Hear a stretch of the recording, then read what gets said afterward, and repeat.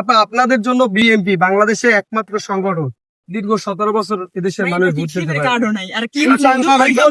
শোনেন, জনাব তারেক রহমান আপনাদের জন্য আমাদের বিএনপি নীতিমালা আমি একটু বলি আপনাদের জন্য মহিলাদের যারা এই একটা ফ্যামিলি থেকে না, ফ্যামিলিতে যে গৃহিণী যে কর্তা, ঠিক আছে, তার জন্য বিএনপির নীতিমালা হলো তাদেরকে একটা ফ্যামিলি কার্ড দাও। ফ্যামিলি কার্ডটা জাস্ট এরকম একটি ফ্যামিলি কার্ড দেওয়া হয়। ফ্যামিলি কার্ডের মাধ্যমে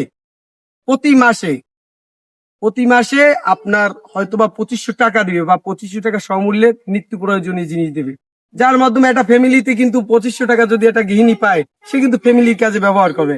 হয়তোবা আপনার মেয়ে আছে বা ছেলে আছে, তাদের লেখাপড়ার কাজে ব্যবহার হবে। একটা গৃহিণীর কাছে যদি টাকা থাকে, সে কিন্তু মানে ফ্যামিলির খাতে ব্যয় হবে, দেশের উন্নয়ন হোক। এই দেশ আপনার সন্তান আছে, এরাই কিন্তু দেশের ভবিষ্যৎ। এদের যদি লেখাপড়ার কাজে ব্যবহার করেন, সামনে কি আরো মনে করেন যে দেশ ডেভেলপ হবে।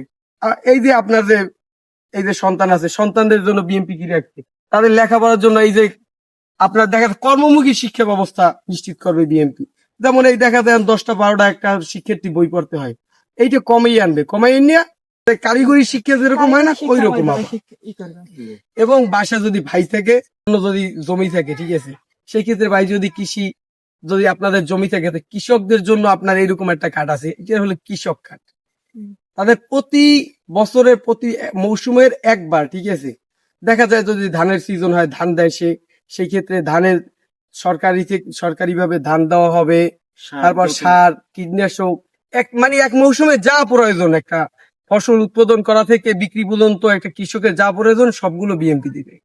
এই জন্য বিএনপি কে যদি আপনারা যদি ভরসা করেন বা যদি আপনারা বিশ্বাস করেন, চেয়ারম্যান ছিল, এখন চেয়ারম্যান হয়েছে জিয়াউর রহমান, এবং দেখেন খালেদা জি এখন পর্যন্ত যা বলছে তিনি কিন্তু সেগুলো করছে।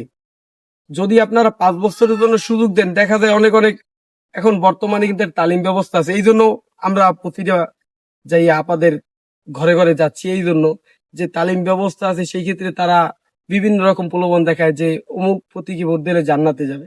আসলে আলটিমেটলি কিন্তু একটা মানুষ কোনোদিন জান্নাতের টিকিট দিতে পারে না। আপনার কর্মের মাধ্যমে আমার কর্ম একমাত্র জান্নাতের দেওয়ার মালিক একমাত্র আল্লাহ। নির্বাচন নিয়ে কথা, কিন্তু এই যে জান্নাত অমুক সময় কেউ গ্যারান্টি দিতে পারে না, এগুলো হচ্ছে ফালতু কথা।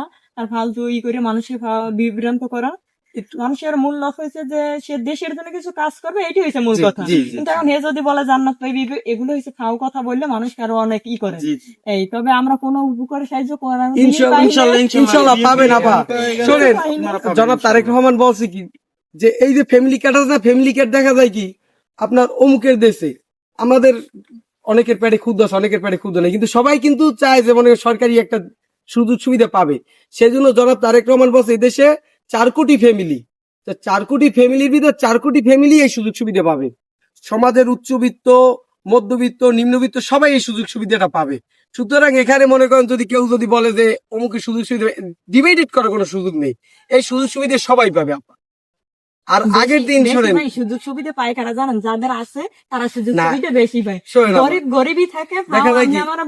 শোনেন আমি একটু বলি আপা, দীর্ঘ এই টোটালি কিছু তো পাই না, তারপর আমার টিউবওয়েল নাই, কিছু না। কিন্তু আচ্ছা ইনশাআল্লাহ শোনেন, যদি বিএনপি যদি ক্ষমতায় আসে, আপনার যে সুযোগ সুবিধাগুলো যেগুলো পান নাই ইনশাআল্লাহ পাবেন। এজন্য